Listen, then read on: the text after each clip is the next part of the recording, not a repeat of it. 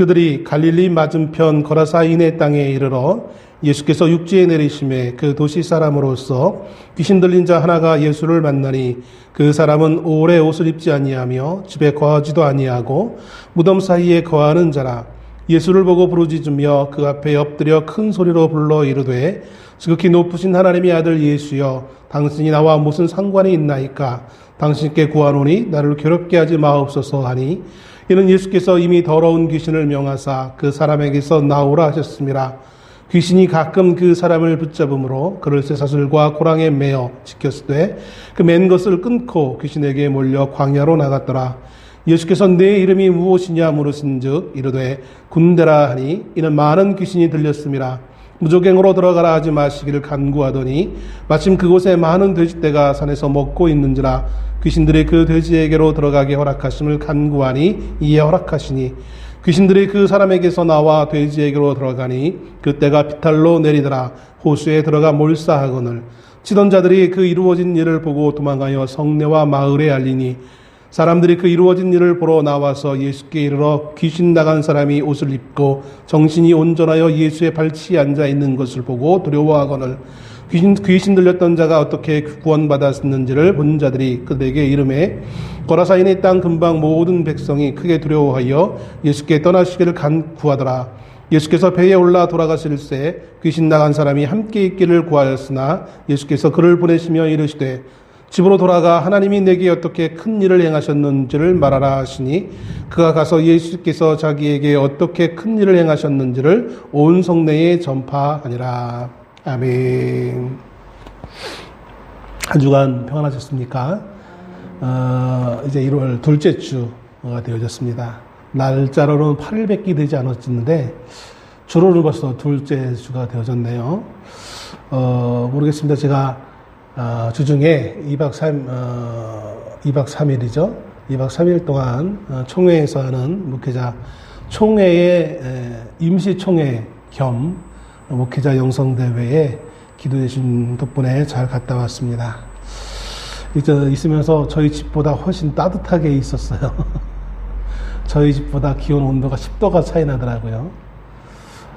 더워가지고 잠을 못 잘 정도로 편안히 잘 있다가 이렇게 왔습니다. 물론 아침 8시 반부터 10시까지 끊임없이 계속해서 강의를 듣고 예배에 참석하고 하느라고 육체적으로는 되게 힘들었는데 혼자 개인 서재에서 책을 보는 것과 예배에 계속 참여하는 것은 참 틀리긴 틀리더라고요. 그리고 또 이번 주 오늘은 또 이제 오늘 저녁 때 저희 교회에서 저희 부천 중앙로에 임원들 모임이 있습니다. 식사를 먼저 하고 와서 아마 저녁 때 이제 회의를 하려고 것입니다. 기도해 주시고요.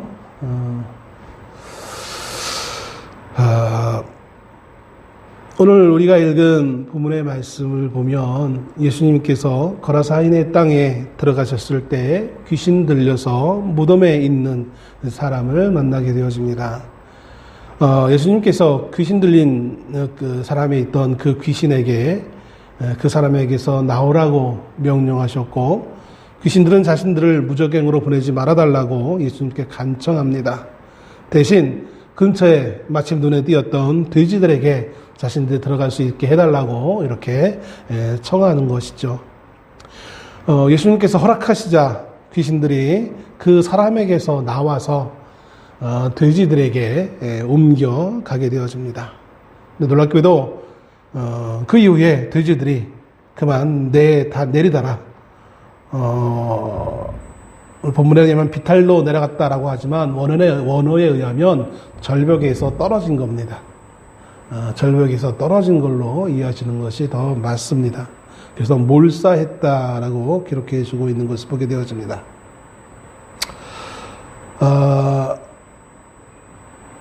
이 사건을 보고 있던 사람이 이제 소문을 듣고 모여든 동네 사람들에게 이 사건을 설명하자 그것을 들은 인근 마을 사람들이 두려워하면서 예수님께 이 마을을 떠나실 것을 요청합니다. 그리고 또한 예수님은 그 요청에 바로 응하셔서 다시 그 마을의 입구조차 가보지도 못하시고 그 마을에서 떠나는 행동을 하시죠. 그때 귀신 들렸던 사람, 이제 귀신 나간 사람이죠. 이 사람이 예수님과 함께 하기를 원했지만 예수님은 그것을 거절하셨습니다. 그러면서 그 이유를 집에 돌아가서 하나님께서 자신에게 어떤 큰 일을 행하셨는지를 그 주변에 있는 너희 가족과 주변에 있는 이들에게 전하라라고 하시면서 함께하는 것을 거절하며 이 고라사인의 땅을 떠나시는 그런 모습으로 오늘 본문의 말씀이 기록되어져 있는 것을 보게 되어집니다. 본문에 있는 내용은 사실은 마태복음, 마가복음, 누가복음, 공관복음이라고 알려진 이 세 복음서에 모두 기록된 사건인 것을 보게 되어집니다. 특히 마가복음에서는 좀 더 자세하게 다루고 있죠. 왜냐하면 마가복음은 복음서에서의 분량은 제일 작지만 다른 복음서와는 다르게 예수님의 말씀 중심이라기보다는 예수님이 우리를 위해서 어떤 일을 하셨는지를 좀 더 거기에 관점을 두고 기록하고 있기 때문에 그 행하신 일들을 아주 좀 더 자세하게 기록해주고 있는 것을 보게 되어집니다. 반면에 마태복음은 같은 사건이지만 매우 짧게 기록해줍니다. 아마 그 이유는 마태복음서 자체가 원래 처음 이 사도 마태가 이 마태복음을 영감받아 기록할 때에는 주로 읽는 그 대상이 유대인들을 향한 메시지였던 것을 보게 되어집니다. 그래서 오늘 이 사건은 유대인들에게 일어난 사건이 아니라 유대인들이 보기에는 이방인으로 여겼던 사람들, 그 마을에서 일어난 사건이기 때문에 유대인들에게는 그렇게 큰 관심의 대상이 아닙니다. 그래서 마태복음에서는 정말 귀한, 너무 놀라운 사건이긴 하지만 이 사건이 있었다라는 것에만 조금 언저를 주면서 자세한 기록은 좀 그렇기 때문에 생략하고 있죠. 반면에 누가복음은 좀 더 형평성을 맞춰줘서 균형을 이루어서 좀 마가복음보다는 조금 세밀하지 못하지만 마태복음보다는 좀 더 자세하게 있던 그 사건을 그대로 기록해주고 있는 것을 보게 되어집니다. 물론 이 세 복음서가 같은 사건을 기록하고 있지만 약간 다른 면도 없지 않아 있는 것을 보게 되어집니다. 그러나 이 다름이 마치 각각의 다른 사건이었다. 흔히들 어떤 많은 진보적인 학자들이 해석하는 것처럼 각각의 다른 사건이었다라고 여긴다든지 다른 예화다라고 할 수 있는 그런 근거는 안 됩니다. 또는 내지는 같은 사건인데 다른 것이 소위 말하는 성경의 영감을 말하는 우리 보수적인 입장에서 그것을 비난하는 사람들이 성경이 영감을 받았으면 동일한 게 기록해야 되는데 왜 다르냐, 차이가 나냐 라고 하면서 영감서를 부정하는 분들이 있는데 그러나 그것은 우리가 조금 그 영감서를 부인할 만큼의 다름이 아닌 것을 보게 되었습니다. 예를 든다면 오늘 마가복음과 누가복음은 이것이 일어난 사건을 거라사인의 땅이라고 기록하고 있지만 마태복음에는 가다라 지방이라고 기록해주고 있습니다. 이 가다라라는 것은 갈릴리에서 동편 쪽 약속의 땅이 아닌 동쪽에 있는 요단강 동편에 있는 쪽에 있던 지역인데 흔히들 성경에 보면 데가볼리라는 그런 명칭이 나오는 것을 봅니다. 이 데가볼리라는 것은 10개의 도시라는 뜻인데 이 요단 동편에 있는 10개의 도시들 이 도시는 약 그리스식으로 형성된 그런 도시들이었던 것을 보게 되었습니다. 그 10개의 도시 가운데 하나가 가다라 지방입니다. 물론 여기에 우리가 이제 혼동되는 것이 있는데 이 10개 도시에는 가다라는 것도 있지만 거라사라는 도시 이름도 있어요. 그러니까 혹시 성도들 가운데 좀 성경 지식에 해박한 분들이 그것을 가지고 조금 이제 문제 삼는 분들이 있는데 이 10개 도시 가운데 가다라라는 것도 있고 거라사라는 것도 있어요. 보면 가다라는 게네사렛 흔히 말하는 갈릴리 호수와 좀 가까운 데 있고, 거라사라는 상당히 멀리 떨어져 있습니다. 50km 이상 떨어져 있습니다. 그럼 이게 문제가 뭐가 되어지냐면, 돼지가 지금 비탈길에 떨어져야 되잖아요. 50km까지 갈 수는 없단 말이에요. 그래서 이거 모순이다 얘기하는데, 근데 이거는 이제 우리가 많은 학자들이 어떻게 이것을 해석하고 있느냐면, 가다라 지역은 맞아요. 마태복음 아까 제가 처음에 말씀드렸던 것처럼 유대인들을 중심으로 이해시키기 위해서 기록된 복음서였기 때문에 유대인들이 보기에 큰 지역, 요단 동편에 있던 큰 그 지역, 대가볼리의 큰 지역에 있는 가다라라는 명칭을 사용했을 뿐인 것이고, 거라사라는 것은 무엇이냐? 대가볼리의 또 다른 거라사를 의미하는 것이 아니라, 거라사라는 그 지명의 이름이 그 큰 도시 말고 또 가다라 지역에 또 거라사라는 지역이 있었을 것으로 추측이 됩니다. 그래서 마치 우리가 이런 거예요. 어떤 예가 있을까 가만히 해보니까, 왜 우리가 양평이라는 지역을 치면, 내비에 치면 양평이 두 군데가 나옵니다. 하나는 경기도 양평군이 나오고 하나는 서울의 양평동이 나옵니다.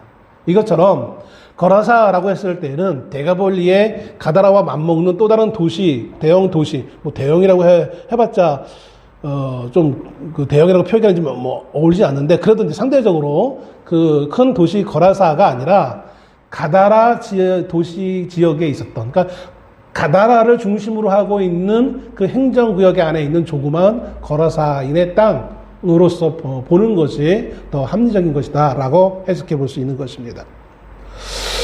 자, 그렇기 때문에 그것은 결코 오류가 될 수 없는 것이고, 큰 구역명으로 하면 가다라, 마태복음에 나와 있는 가다라가 맞고, 좀 더 직접적인 그 지역에 있는 사람들의 관점에서 본다면 거라사라고 명칭하는 것이 맞습니다. 또 마태복음에는 귀신 들린 사람이 두 사람이 나오는데, 마가와 누가복음에는 한 사람만 나옵니다. 그 이유는 아마 두 사람 중 가운데 특별히 큰 역할을, 예수님과 이렇게 대화하면서 이 사건이 일어났는데 주도적으로 역할을 했던 사람이 한 사람, 두 사람 가운데 한 사람만 그랬기 때문에, 이 한 사람으로서 예수님과 대화한 사람, 이 한 사람이 주도로 대화했기 때문에 한 사람만 지금 표현하고 있는 것이지, 이게 기록에 차이가 있다라고 할 수 없는 것을 보게 되어집니다. 아무튼 이것은 중요한 것이 아니니까. 자, 이제 본문에 보면 귀신 들린 사람은 아무도 제어할 수 없는 사람이었습니다. 마태복음 28장 28절에 동일한 사건을 기록하고 있는 이 본문에 보면, 그는 몹시 사나워서 아무도 그 길로 지나갈 수 없었다라고 기록해 줍니다. 그 귀신 들린 사람이 있는 그곳에 아무도 지나갈 수 없었다라는 거예요. 그리고 이 사람은 무덤 사이에 거처하였고 쇠사슬로도 메어 놓을 수 없었고 매우 심하게 자신을 해치는 상황에 있었다는 것을 마태복음에서 기록해주고 있는 것을 봅니다. 우리는 오늘 본문에서 이 귀신 들린 사람의 주의를 기울여야 합니다. 물론 본문의 진짜 주인공은 이 귀신 들린 사람이 아니라 예수님입니다. 많은 사람들이 착각하는 것은 각각의 사건을 만날 때마다 우리는 그 사건의 주인공을 예수님이 아닌 어떤 그 당사자에 초점을 맞출 때가 참 많아요. 억울한 일을 당한 사람, 아픈 사람, 고통당하는 사람, 그 사람이 주인공으로 우리는 해석하는 경우가 많습니다. 그러나 어떤 상황에서든지 간에 성경에 등장하는 모든 상황의 주인공은 사실은 예수 그리스도인 것을 여러분은 잊지 말아야 될 것입니다. 우리의 관점은 늘 예수 그리스도의 관점이 되어야 되는 것이지, 그 상대편에 있는, 그 대척점에 있는 사람이 주인공으로서 우리가 이해해서는 안 된다는 사실입니다. 많은 성도들의 성경을 읽으면서의 많은 그 잘못된 해석의 출발이 바로 여기에서 오는 것을 보게 되었습니다. 그래서 성도뿐만 아니라 목회자들도 마찬가지예요. 항상 늘 우리는 성경을 읽을 때마다 그 주인공은 예수 그리스도가 되어됨을 잊지 말으시기를 바랍니다. 예수님이 관심을 가지고 다가간 사람이었기 때문에 그것이 의미가 있는 것이지, 그 사람 자체가 의미가 있는 것은 아닌 것입니다. 그는 오늘 예수님이 관심을 가지고 다가간 사람은 귀신 들려서 매우 고통 가운데 있었던 사람인 것을 보게 되어집니다. 본문에 보면 이 귀신 들린 이 사람이 예수님 앞에 다가오게 되어지죠. 그리고 그 다가오게 된 원인은 예수님이 먼저 무엇인가 그 귀신에게 나가라고 명령하셨기 때문이라는 사실을 본문에 분명하게 기록해주고 있는 것을 보게 되어집니다. 우리는 이 귀신 들린 사람이 주변에 있는 사람들을 매우 불편하게 하기도 하고 또 공포에, 두려움 내지는 더 심해서는 공포의 어떤 그런 그 대상이 되어질 수도 있었을 것입니다. 또 많은 사람들이 이 귀신 들린 사람을 볼 때마다 함께 하고 있기를 꺼려지는 수밖에 없는 그런 사람이었었겠죠. 많은 사람을 불편하게 하는 사람이었을 것입니다. 그런데 우리는 여기에 한 가지 우리가 한번 역으로 한번 생각해 볼 필요성이 있는 것 같아요. 우리는 주로 예전에는 그런 것이 많았지만 요즘은 이렇게 많이 볼 수 없잖아요. 예전에는 제 어렸을 때만 해도 좀 정신이 온전하지 못해가지고 이상한 행동하는 분들을 참 매우 쉽게 볼 수 있었던 것을 보게 되어집니다. 그런 어렸을 때 기억에도 보면 그런 사람들을 보면 매우 좀 꺼려지게 되어지고 불편하고 무섭기도 하고 어린 나이였을 때 그래가지고 좀 저 앞에 보이면 피하기도 했고 막 그랬던 기억이 납니다. 그런데 여러분 한 가지 이런 생각을 한번 해보면 어떨까요? 이 귀신 들린 사람이 모든 정상적인이라기보다 일반적인 사람들에게 이런 불편만을 준 사람으로만 소위 말하는 가해자로 생각하지 마시고 어쩌면 이 사람이 혹시 많은 사람들로부터 반대로 불편함을 받는 사람의 입장에도 있지 않았을까라는 생각을 우리가 한번 해볼 필요성이 있다는 것입니다. 무슨 말이냐면 귀신 들린 사람은 많이 제가 보지는 않았지만 일반적으로 오늘 본문에도 그런 것이 나오거든요. 귀신 들렸다고 해가지고 1년 365일 하루 24시간 내내 귀신에게 사로잡혀가지고 막 거칠게 행동하는 것이 아닙니다. 뭔가 불편할 때에 귀신이 뭔가 불편할 때에 자기가 사로잡은 그 사람을 동요케 하는 것이지 아무런 불편함이 없으면 똑같이 정상적인 사람과 똑같은 삶을 살아가게 되어지는 것을 보게 되어져요. 그런 축사에 많은 경험이 있으신 분들이 제 설교를 들으면 어떻게 생각하실지 모르겠지만 또 나름 몇 번 경험한 적이 있기 때문에 보면 평범해요. 그냥 어떤 계기가 없으면 구분할 수 없을 정도로 평범한 것을 보게 되어집니다. 물론 때로는 그런 어떤 계기가 주어지면 매우 오싹해지고 소름 돋는 어떤 그런 것부터 시작해가지고 많은 어떤 보여지는 어떤 현상들이 나긴 하지만 그러나 보편적으로는 그렇지 않아요. 그러면 여러분 우리 주변에 어떤 사람이 그런 상태에 놓여 있다 하면 여러분들은 어떻게 행동하시겠습니까? 보편적으로 어떤 행동을 할까요? 평상시에 정상적인 삶을 살아갈 때에 주변에 있는 사람들이 그를 어떻게 바라보며 그 사람을 어떻게 상대할까요? 귀신 들린 사람이 일반적으로 주변에 있는 사람들에게 해를 끼친다고만 생각하지 말고 주변에 있는 사람들이 오히려 그것 때문에라도 귀신에게 사로잡혔을 때는 어쩔 수 없지만 정상적인 삶을 살아갈 때, 어떤 분들은 귀신 들리는데 어떻게 정상적인 삶을 살아가냐라고 반론하시는 분도 있겠지만 실질적으로 많은 분들이 정상적인 삶을 살아가기도 합니다. 그러면 주변에 있는 사람들이 그 사람을 바라볼 때에 그 사람들을 어떻게 바라보게 되었을까요? 정상적으로 마치 우리가 감기를 걸렸다든지 어떤 아팠을 때에 그 아픈 사람을 바라보며 그를 좀 위로하고 또 그 사람을 따뜻하게 반겨주고 하는 그런 모습처럼 그런 사람 우리가 그렇게 반겨 맞을 수 있을까요? 아니면 어쩌면 철부지 아이들 같은 경우는 돌을 들어서 그 사람이 발악할 때 정상적이지 못했을 때 모습을 기억하면서 돌을 들어 그를 향해 던지며 그를 쫓아내려고 했던 행동을 하지는 않았을까요? 이건 단지 우리의 상상이 아니라 매우 그럴 가능성이 큰, 더군다나 고대, 오늘날 같이 질서가 잡혀있는 그런 시대가 아니라 고대에 매우 미신이 횡행했고 주술적인 어떤 역사가 많이 일어났던 그런 고대에 그런 모습은 당연히 있지 않았을까라는 생각을 해보게 되어집니다.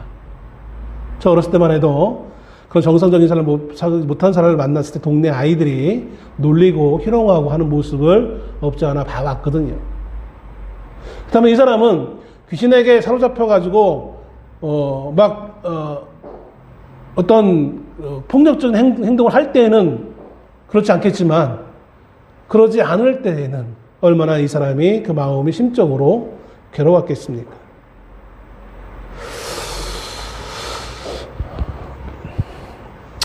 그리고 오늘 이 귀신 들린 사람의 이 사건을 굳이 이것을 기록해 주면서 이 기록함을 통해서 우리 하나님께서는 우리에게 무엇을 말씀하시고자 하는 것일까요?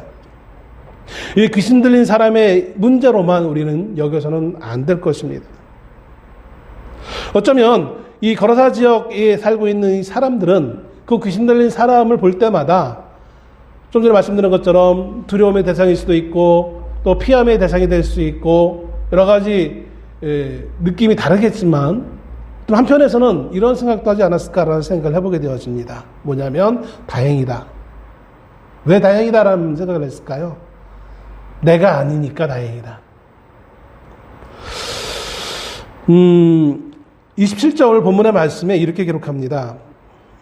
그 도시 사람으로서 귀신 들린 자 하나가 예수를 만나니 그 사람은 오래 옷을 입지 아니하며 집에 거하지도 아니하고 무덤 사이에 거하는 자라라고 기록하고 있죠.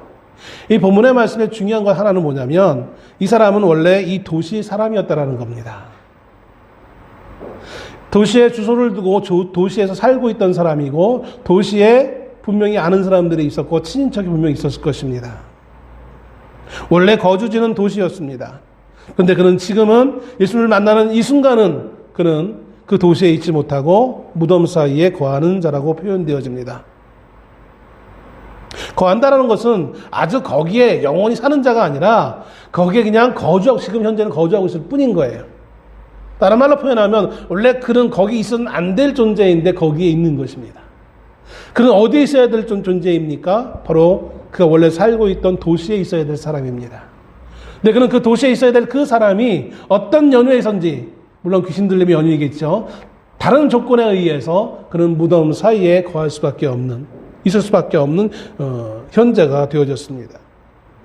29절에서 그를 더러운 귀신이라고 이렇게 예수님께 고백하는 그런 예수님 말씀하시는 것이 표현되어지고 있는 것을 보게 되었습니다. 이거를 통해서 많은 분들이 귀신 들린 것을 육체적으로 혹은 영적으로 정상적이지 못한 어떤 그런 상태를 이 더러움으로 많이들 표현하고 있는 것을 보게 되어지죠. 그래서 더럽기 때문에 무덤에 있는 것은 당연한 것이다 라고 이렇게 추측을 하는 경우도 보게 되어집니다. 그런데 29절에 보면 귀신이 가끔 그 사람을 붙잡음으로 그를 쇠사슬과 고랑에 매어 지켰을 때 그 맨 것을 끊고 귀신에게 몰려 광야로 나갔더라. 자, 귀신이 가끔 그 사람을 붙잡았어요. 그러니까 제가 처음에 말씀드린 것처럼 1년 365일 계속해서 이렇게 막 그냥 포악한 상태로 있었던 거 아니에요. 가끔 그랬어요. 물론 그 가끔의 빈도가 어느 정도인지는 우리가 기록을 통해서는 전혀 유추해 볼 수는 없습니다. 아무튼 온전할 때도 있었다라는 거예요. 그리고 가끔 그런 현상이 일어났을 때 어떻게 했다고요? 쇠사슬과 고랑에 매어 지켰다라는 거예요. 그럼 여러분, 이 귀신 들린 자가 자를 쇠사슬과 고랑에 매어서 지켰다는 것은 어디에서 지켰다는 것일까요? 무덤 사이에 있으면 굳이 지킬 필요가 없어요.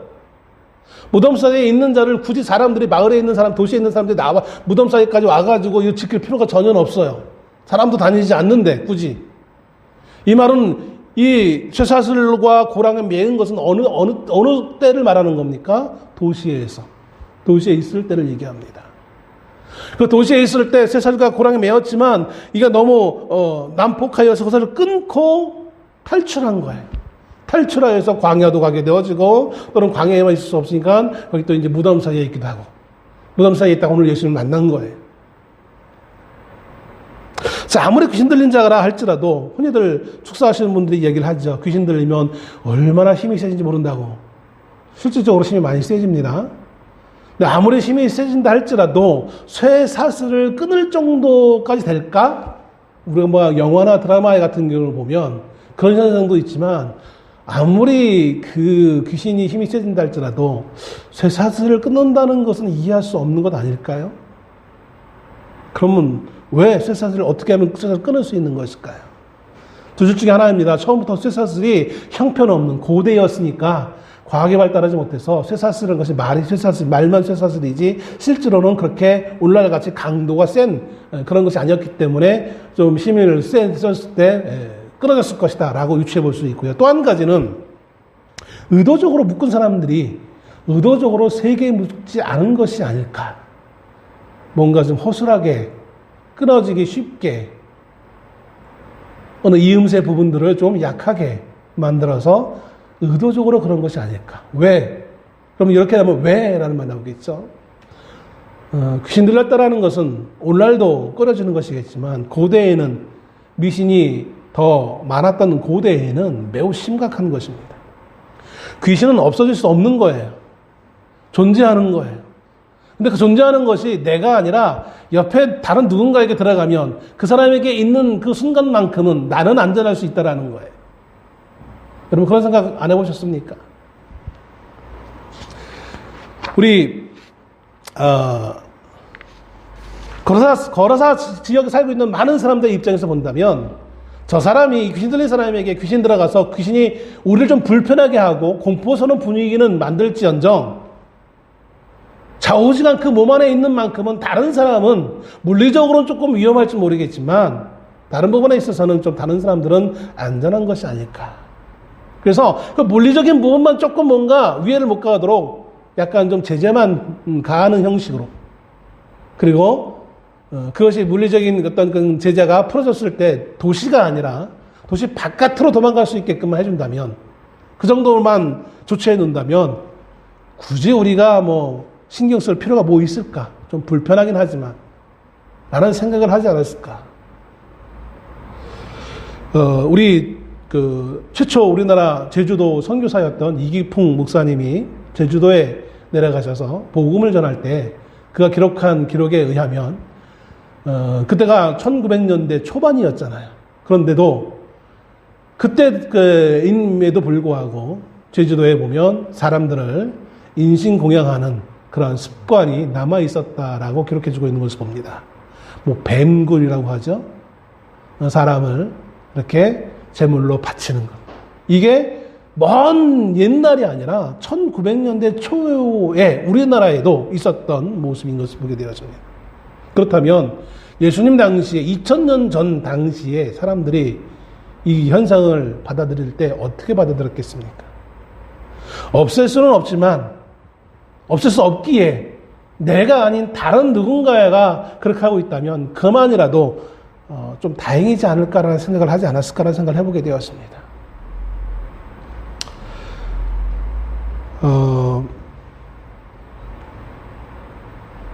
마태복음에 의하면 밤낮 무덤 사이에서나 산에서나 늘 소리 지르며 돌로 자기의 몸을 해치고 있었다라고 기록합니다. 자기의 몸을 마가복음인가요? 해치고 있었다라고 기록하고 있어요. 이 본문의 말씀도 제가 이해하는 데 있어서 조금 어려운 것은 보편적으로요 귀신 들린 사람이 자신을 해코지할 때 자신의 몸을 해칠 때에는 정상적인 상황이면 그러지 않아요. 뭔가 바깥에서 위협의 요소가 있을 때에 그래요. 그러면 이 본문에 나와 있는 이 귀신 들린 사람은 왜 자신의 몸을 해치셨을까요? 그럼 우리가 코로나 이제 팬데믹을 거쳐오면서 우리가 이제 익숙하게 들었던 말 중에 하나가 뭐냐면 변이 바이러스라는 말을 많이 들어왔습니다. 코로나가 자꾸 그 변이를 한다는 것이죠. 근데 의학자들이 말하는 것은 왜 변이가 일어나는가? 그 이유는 단 한 가지예요. 자기가 오랫동안 살아남기 위해 그런 거예요.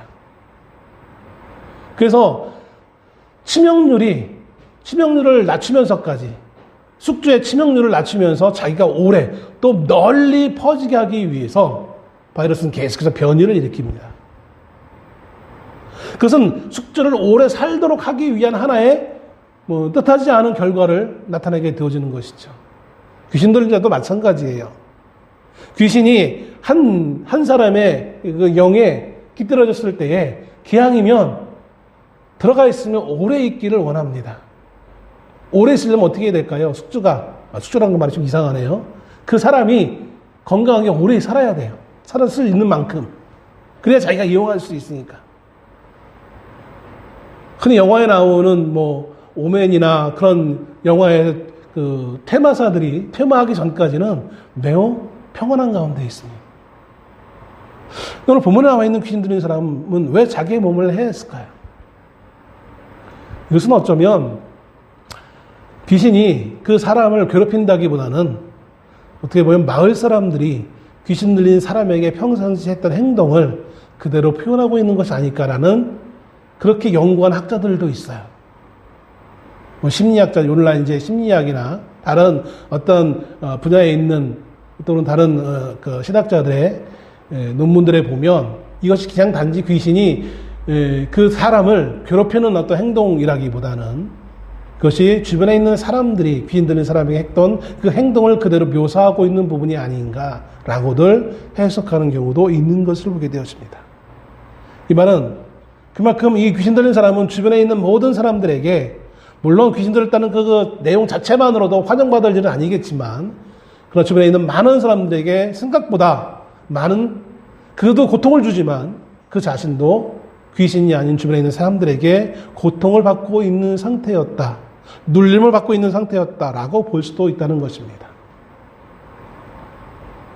바로 그런 상황 가운데 예수님이 이 거라사 지역에 등장하십니다. 그리고 그 귀신에게 명합니다. 그 사람에게서 나오라라고 말합니다. 마가복음 5장 8절에 귀신이 이렇게 고백합니다. 자기를 그 지방에서 내보내지 마시기를 간구하더니, 그러니까 예수님이 그 사람에게서 나오라라고 하니까 말을 하기를 내가 이 사람에서 나오지 않기를 원합니다라고 말하는 것이 아니라 그 지역에서, 즉 이 거라사 지역에서 나가지 않기를 구하고 있다라는 거예요. 예수님의 말씀과는 좀 동떨어진 고백을, 그런 요청을 감히 귀신이 하고 있는 거잖아요. 왜 이렇게 말을 하는 걸까요? 상식적으로 본다면 예수님이 나가라 했으니까 예수님 왜 여기 본문에 쭉 보면 때가 안 됐는데 오셔가지고 왜 나에게 그런 명령을 합니까? 부당합니다. 내가 이 사람에게서 안 나가겠습니다. 뭐 이렇게 한다고 이게 맞는 건데 단지 사람에게서 나가라고 했는데 그 지역에서 나가지 않기를 원한다라고 말하고 있는 걸까요? 보편적으로 축사에는 예수님의 축사와 일반적인 오늘날의 그 테마를 하고 있는 그 축사와는 이 테마에는 목회자들, 목사님들이나 혹은 뭐 무속인들도 테마를 합니다. 우리는 무속인이 뭘 테마를 하느냐라고 말할지 모르겠지만 믿지 않는 목사님들 계시지만 무속인들도 분명히 테마를 해요. 불교에서도 테마를 합니다. 어떤 종교든지 다 테마를 합니다. 귀신을 쫓아낸다는 것이죠. 근데 예수님의 쫓아냄과 보통 그 외의 모든 이들의 쫓아냄의 차이가 하나 있습니다. 그게 뭐냐면 일반적인 귀신 쫓아냄은 이곳에서 저곳으로 쫓아내는 거예요. 이 사람에게서 쫓아내서 다른 곳으로 가게 하는 거예요. 그것이 다른 사람이건 다른 사물이건 다른 어떠한 것이건 간에 아무튼 이 사람에게서 쫓아내는 것뿐이에요. 쉽게 얘기해서 없어지지 않아요. 그 귀신은. 그러니까 이 무당들도 좀 더 강한 힘을 가지고 있는 무당이 자신의 이러는 신하고 하면 참 이상하고 하여튼 그 힘에 의해서 좀 약한 귀신들을 쫓아낼 수 있는 거예요. 약한 귀신들을 쫓아내고 그 약한 귀신들이 또 다른 데 갈 수 있게끔 하는 거예요. 그러니까 모르는 사람이 봤을 때는 저 무속인이 대단히 능력이 있다라고 말을 하지만 소멸이 아니라 장소만 옮기게 하는 거예요. 그러니까 궁극적인 어떤 테마는 될 수 없습니다. 그러나 예수님의 귀신 쫓아내심은 장소에서 장소의 이동이 아니라 완전히 없이 하는 거예요. 그래서 오늘 이 귀신이 말을 하기를 예수님이 말하기를 무적행을 본문에 기록해주고 있는데요.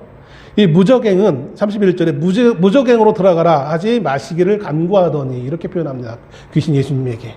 무적행이라는 것은 마지막 때 심판하기 전까지 귀신들을 가둬놓는 일종의 오늘날로 얘기하면 감옥이라고 할까요? 무적행이라는 말 뜻 원래는 끝이 없는, 바닥이 없는 공간을 의미합니다.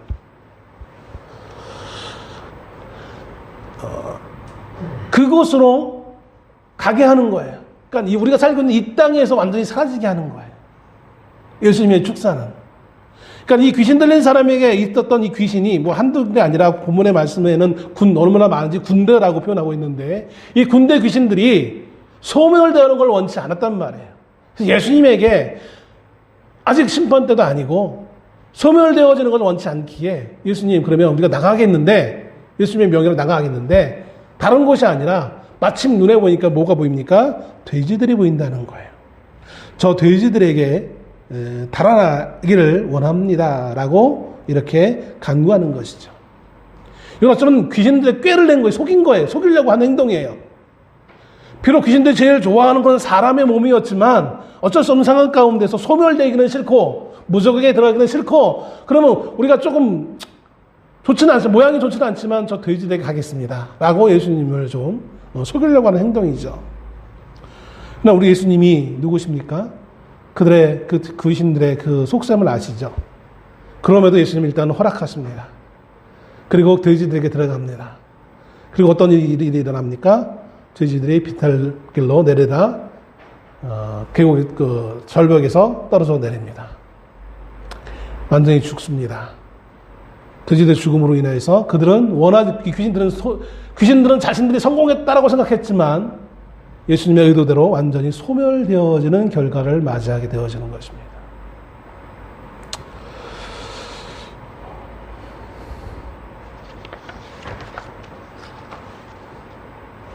그들이 그렇게 원하지 않던 사라지는 결과가 등장하게 되어지는 것이죠. 이제 이 귀신 들린 귀신들은 예수님이 왜 이 사람에게서 자신들을 나오라고 명령했는지 그 이유를 알아요. 그래서 예수님이 이 사람을 사랑하는 그 사랑하심 때문에 그래요. 사람을 사랑하시는, 인생들을 사랑하시는 그 예수님 마음을 아시기에 이 귀신들은 돼지들에게 옮겨가는 것은 예수님이 허락하지 않을까라는 기대를 한 것이죠. 돼지 동물들에게로 탈출을 꿈꿔왔던 귀신들의 계획이었습니다. 돼지들이 죽은 것을 우리는 귀신의 장난으로 생각했어요. 근데 사실은 예수님의 이런 교묘하다는 말을 하면 좀 부정적인 의미라 좀 그런데, 하여튼 예수님의 정말 기발한 안배가 여기 있었던 것을 보게 되었습니다.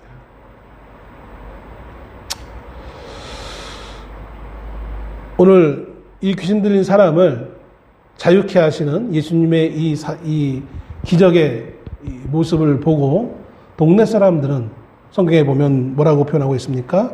두려워했다라고 35절 말씀에 기록되어 있습니다.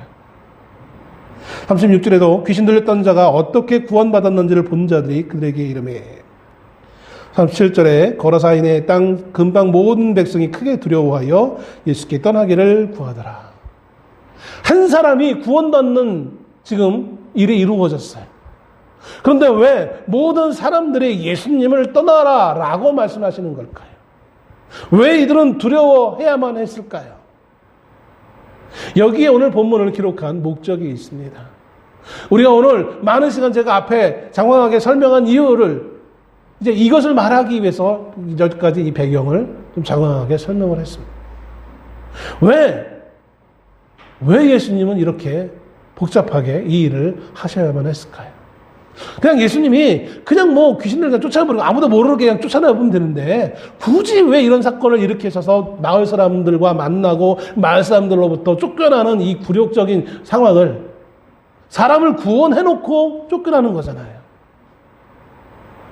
물에 빠진 사람 건져냈더니 뭐 보따리 내다 하는 그런 상황도 아니고, 왜 예수님은 굳이 이렇게 굴욕을 당하시면서 마을 구경도 못 해보시고, 왜 예수님은 이렇게 복잡하게 이 사건을, 돼지떼들이 죽지 않도록 하시면 되는데 왜 굳이 이것을 이렇게 하셔가지고 복잡하게 하셔서 사람들로부터 쫓겨남을 나는 이 복잡한 이 굴욕적인 상황을 우리에게 그대로 보여주고 계시는 걸까요?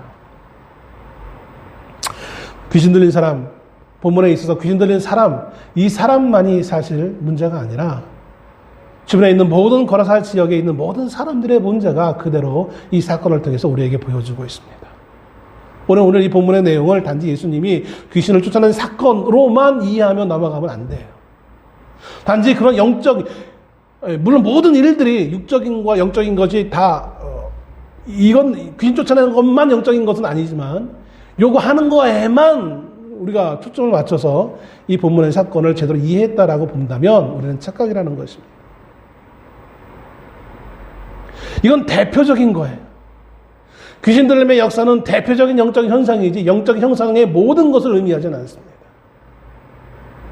이 사람은 서두에도 말씀드렸던 것처럼 분명히 도시에 살아야 되는 사람이고 그 도시에서 정상적인 삶을 살아야 되는 것이고 그리고 그러지 못했을 때 주님은 분명히 이 사람을 회복시키셨어요.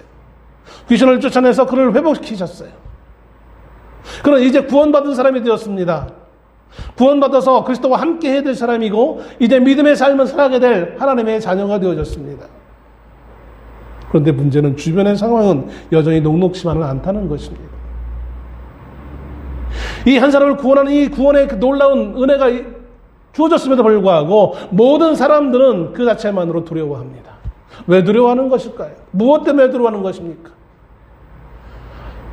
예수님이 우리 마을에 돌아오며 저 한 사람을 구원하기 위해 저 많은 양떼들을 소비시키려 했는데 그 많은 경제적인 피해를 입었는데 저분이 우리 마을에 돌아오면 얼마나 더 많은 피해를 우리에게 실적으로 입히게 할 것인가?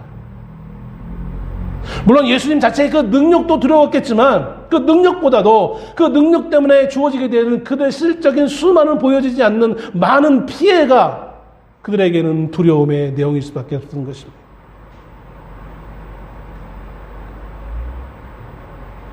전도를 하다 보면 어떤 경우에 이런 경우가 있습니다. 예수 믿으세요 하면 내가 담배를 피워서 요즘은 그런 분 없지만 요즘은 뭐 교회 집사님들도 담배를 다 피시기 때문에 예전에 제가 청년 때 전도사 시절에 간혹 전도하다 보면 그런 경우들이 있어요. 청년을 만나서 전도하다 보면 그런 경우가 있어요. 아, 제가 담배를 펴서요 교회를 못 갈 것 같네요.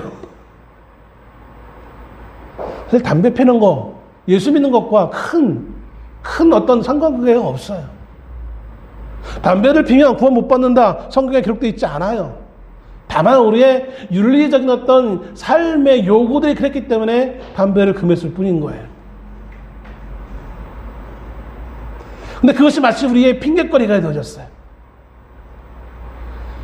아주 대표적인 핑계거리죠, 그게. 이처럼 오늘 우리의 믿음의 사랑 성도들이, 믿음의 사람들이 하나님을 믿으면서도 우리가 하나님 앞에 신실하게 나가지 못하는 그 많은 이유 중에 하나들이 우리가 누려야 될 많은 육체적인 혹은 영적인 어떤 그 누림에 방해가 될까봐 처음부터 하나님 앞에 신실하지 못함을 결단하며 그렇게 나오는 사람들이 우리 주변에 얼마나 많은지 모릅니다. 적당하게 하기를 결심하는 분들이 참 많아요. 뭐 굳이 그렇게까지 하면서 애도 믿을 필요가 뭐 있냐. 주님은 우리에게 모든 죄의 문제들을 다 끊어버리고 예수 그리스도에게로 하나님께로 온전히 몰입하기를 기대하고 계시는데 우리는 우리의 주변에 있는 수많은 것들로 인하여서 하나님 앞에 기쁘게 나가는데 주저함을 갖게 되어지는 것들이 너무나 많다라는 것입니다. 우리가 믿음에 전심전력을 다하지 못하는 그 이유는 그렇게 하면 내 삶의 수많은 것들을 포기해야만 하니까 내 삶의 경제적, 여러 가지 육체적, 그 어떤 상황적 많은 것들을 포기해야 되고 그러기에 그 포기로 인하여서 내 삶의 그 풍요와 평안과 안전이 위협받을 수 있기에 애써 하나님 앞에 헌신하는 것을 거부하는 많은 오늘날 성도들도 있는 것을 보게 되어진다는 것이죠.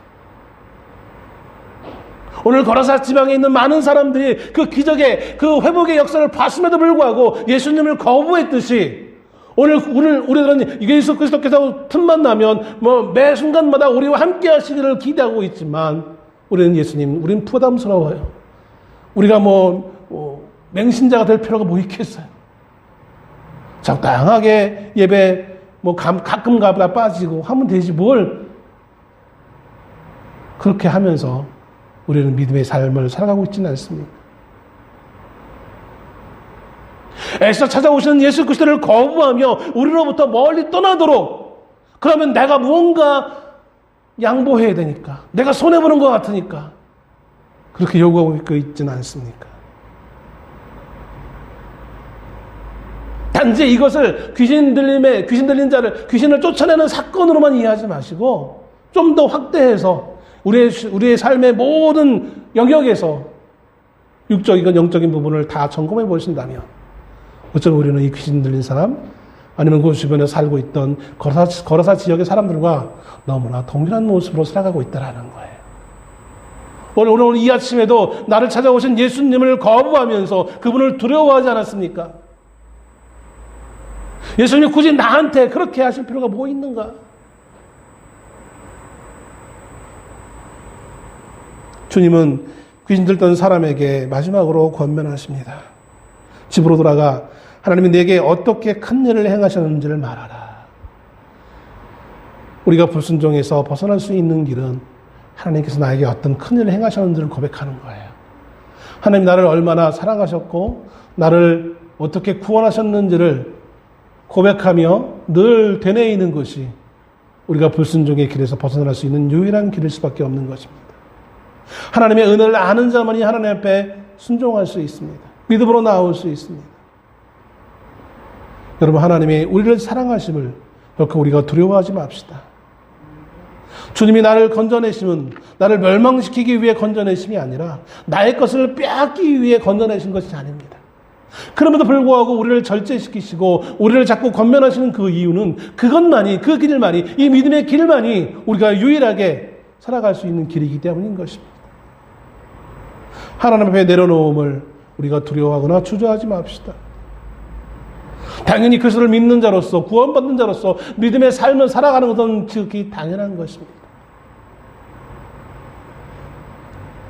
하나님의 성도들이 믿지 않는 자들의 그 삶을 부러워하거나 그들이 가지고 있는 것을 부러워한다는 것은 그것은 그리스도 예수의 그 십자가의 죽으심을 무효로 돌리는 그런 결과일 수밖에 없는 것입니다. 여러분, 오늘 우리는 주님이 하신 일을 두려워하는 자가 되지 맙시다. 부담스러워하는 자가 되지 맙시다. 주님은 우리를 위해서 모든 것을 희생하신 분이십니다. 2023년 이제 새해를 시작해 이제 두 번째 주일을 맞이하면서 우리는 올 한 해 주님이 하신 그 일을 두려워하는 자거나 부담스러워하는 자가 아니라 그것을 기뻐하는 자고 그가 그 하신 일을 정말 즐거이 자랑할 수 있는, 그런 말미암아 내가 변화된 나의 삶이 얼마나 아름다운 것인지 좋은 것인지를 고백할 수 있는 그런 우리 성도의 삶이 되어질 수 있기를 주의 이름으로 축원합니다. 기도하겠습니다.